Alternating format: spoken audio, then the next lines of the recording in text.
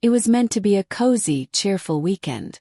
My wife, Emily, had been eagerly awaiting her family reunion for months. I never felt particularly close to her relatives. They were courteous, but always made me feel like I didn't truly belong. Still, I agreed to go for her, for the sake of connection. I convinced myself it would just mean sitting through a few uncomfortable meals, tossing beanbags on the lawn, and swapping stories around a fire pit. The gathering was held at her uncle's estate out in the country. Enormous house, sprawling backyard, far too many people. Right from the beginning, I sensed the usual chill from some of her kin. Her cousin Mark kept tossing out subtle digs, about my work, my car, even where I came from. Emily told me to brush it off. That's just how Mark is. But it got under my skin. Things took a turn for the worse on the second evening at dinner. The wine was flowing, the volume in the room kept rising, and everyone was talking over one another.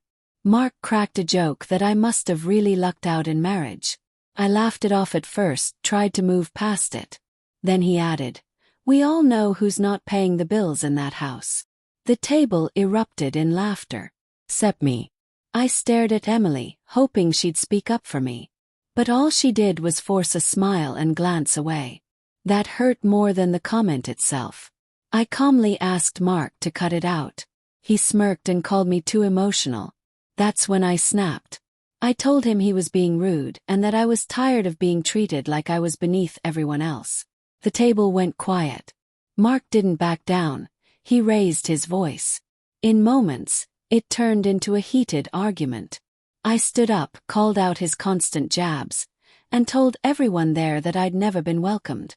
I wasn't shouting, but my voice carried. The tension was thick enough to choke on. Emily tried to step in to cool things down, but it was already done.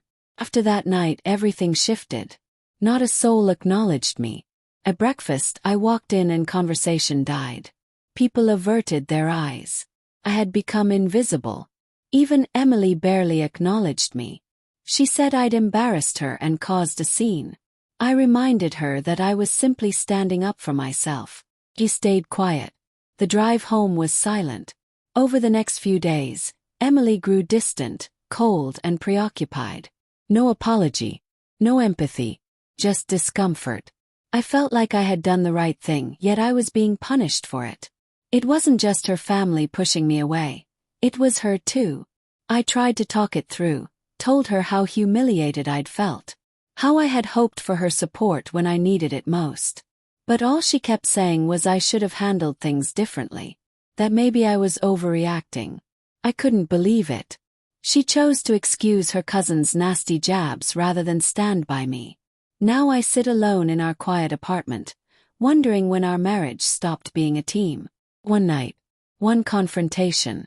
That's all it took to peel back the mask. And now, I can't forget the silence that came after.